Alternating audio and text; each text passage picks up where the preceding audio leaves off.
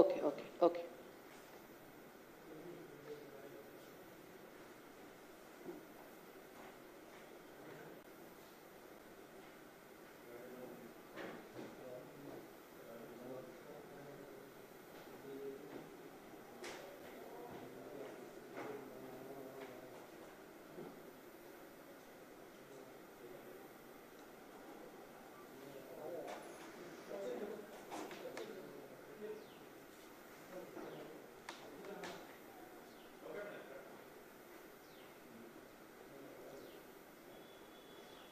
Media మిత్రులకు నమస్కారం. ఇవాళ ఎమర్జెన్సీ విధించిన రోజు 1975 జూన్ 25వ తారీఖు నాడు ఆ రోజు ఇందిరాగాంధీ గారు, అప్పుడున్నటువంటి ప్రధానమంత్రి ఇందిరాగాంధీ గారు భారతదేశ పౌరుల హక్కులను కాలరాసే విధంగా ఎమర్జెన్సీని విధిస్తే ఇవాళ తెలంగాణ రాష్ట్రంలో గతంలో ఉన్నటువంటి 10 సంవత్సరాల కాలంలో బీఆర్ఎస్ పార్టీ, ఇప్పుడున్నటువంటి 6 నెలల కాలంలో కాంగ్రెస్ పార్టీ ప్రజల హక్కులను, విద్యార్థుల హక్కులను, ఉపాధ్యాయుల హక్కులను, ప్రభుత్వ ఉద్యోగుల హక్కులను కూడా కాలరాసే విధంగా వ్యవహరిస్తోంది. రేవంత్ రెడ్డి గారైతే ఇందిరాగాంధీ గారి వారసత్వాన్ని పుణికిపుచ్చుకొని అసలు ఈ రాష్ట్రంలో ఉన్నటువంటి ప్రజలకు హక్కులు ఉంటాయా, వారు ఎన్నికల సమయంలో ఇచ్చినటువంటి హామీలకు విలువ ఉంటుందా అన్నట్టుగా వ్యవహరిస్తున్నారు. చాలా చిత్రమైనటువంటి విషయం ఏంటంటే, ఎన్నికల సమయంలో మేము ప్రజాపాలన అందిస్తాం, మేము ప్రజల కోసం పనిచేస్తాం, మేము ప్రభుత్వ ఉద్యోగుల పక్షాన ఉంటాం, మేము ప్రైవేట్ రంగంలో పనిచేసేటటువంటి వాళ్లకు బతుకు భరోసానిస్తాం, మేము రైతుల కోసం పనిచేస్తాం, మేము మహిళలకు చేయూతనిస్తామని చెప్పి, మేము నిరుద్యోగులకు ఉద్యోగాలు ఇస్తామని చెప్పి అధికారంలోకి వచ్చినటువంటి కాంగ్రెస్ పార్టీ 6 గ్యారంటీల పేరుతో, 13 హామీల పేరుతో, 69 దానికి అదనపు హామీల పేరుతో, మొత్తం గంపగుత్తగా అక్కడిక్కడ మాట్లాడిన ఒక 400 హామీల పేరుతో ఇవాళ జనం నెత్తి మీద ఒక గాడిద గుడ్డు పెట్టింది. మోసం తెలంగాణ ప్రజలను దగా చేసింది.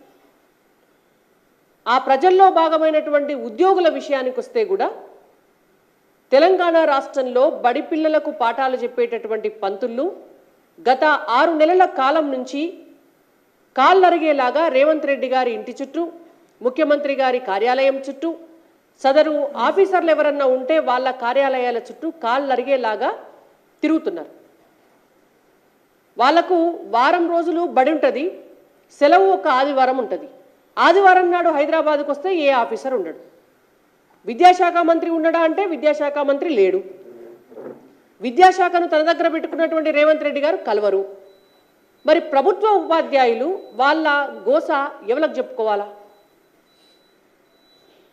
తెలంగాణ రాష్ట్రంలో 65,000 మంది ఎస్జిటి ఉపాధ్యాయులు ఉంటే ఈ 65,000 మంది ఎస్జిటి ఉపాధ్యాయుల ప్రమోషన్స్ విషయంలో గతంలో రాజీవ్ గాంధీ గారు ప్రధానమంత్రిగా ఉన్నప్పుడు వచ్చినటువంటి ఒక నూతన విద్యా విధానంలో భాగంగా ఆనాడు ఉమ్మడి ఆంధ్రప్రదేశ్లో ఉన్నటువంటి తెలంగాణ ప్రాంతంలో కూడా ఎస్జిటిల నియామకాల విషయంలో టీటీసీ చేసి ఉపాధ్యాయ వృత్తిలోకి ఎస్జిటిలుగా నియమించబడినటువంటి వాళ్ళతో వాళ్ళ నెంబర్ సరిపోకపోవడం వల్ల బీఎడ్ చేసినటువంటి వాళ్ళను కూడా ఎస్జిటిలుగా ఆ రోజు ప్రభుత్వం తీసుకోవడం జరిగింది. నియమించుకున్న నాడు బాగానే ఉంది. నియమించుకున్న నాడు ప్రభుత్వ ఉద్యోగులుగా, టీచర్లుగా వాళ్ళను ఎక్కడికి వెళ్ళమంటే అక్కడ పోయి వాళ్ళు పనిచేసినారు.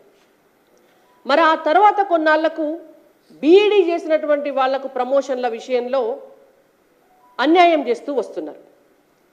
ఇవాళ రేవంత్ రెడ్డి గారికి గత 6 నెలల కాలంలో ఎస్జిటిలుగా నియమించబడినటువంటి అన్యాయానికి గురవుతున్నటువంటి వాళ్ళంతా కూడా ఇంటి చుట్టూ తిరుగుతూ మొరబెట్టుకుంటున్నారు. నియమించుకునే నాడు ఒక రూల్ ఉంటే ప్రమోషన్లు ఇచ్చేటందుకు మాత్రం ఇంకో రూల్ ఎట్లా ఉంటుంది అని. గతంలో వాళ్ళను ఇబ్బంది పెట్టడానికి తీసినటువంటి జీవోల విషయంలో ఆనాడు గత ప్రభుత్వాలు తీసుకొచ్చినటువంటి జీవో 2, జీవో 3 ఉపాధ్యాయులకు అన్యాయం చేసేటటువంటి జీవోలు. ఆ జీవోలను రద్దు చేసి పాత జీవోలు జీవో 11, జీవో 12 అని అమలు చేయాలి అని చెప్పి వాళ్ళు ఏదైతే కోరుతున్నారో వాటిని కనీసం పరిశీలించేటటువంటి పరిస్థితిలో కూడా రేవంత్ రెడ్డి గారి ప్రభుత్వం లేదు. మీకు పార్టీ ఫిరాయింపుల కోసం ఉన్నటువంటి సమయం, మీ పార్టీ నాయకులు రాహుల్ గాంధీ గారు, సోనియా గాంధీ గారు, మల్లికార్జున్ ఖర్గే గారు ఢిల్లీలో ఒక డయాస్ మీద నిలబడి మీ పార్టీ మేనిఫెస్టోను రిలీజ్ చేసి పాంచన్యాయ సూత్రాలని చెప్పి ప్రజలకు చెప్పి పక్క పార్టీలో గెలిచినటువంటి అభ్యర్థులు ఇతర పార్టీలకు వెళితే వాళ్ళ అభ్యర్థిత్వాన్ని రద్దు చేయాలి, వాళ్ళను డిస్క్వాలిఫై చేయాలి అని చెప్పి మీరు మీ పాంచజన్య సూత్రాలలో పెట్టింది. వాటిని కూడా కాలదన్ని ఇవాళ నియమాలు నిబంధనలు ఏమీ లేకుండా మీరు తెలంగాణ రాష్ట్రంలో పక్క పార్టీలలో గెలిచినటువంటి వాళ్ళను జాయిన్ చేసుకునేటందుకు మీకు సమయం ఉన్నది. వాటికి ఏ నియమాలు ఉండయి, వాటికి ఏ నిబంధనలు ఉండయి, మీరు మాట్లాడిన మాటలకు విలువ ఉండదు.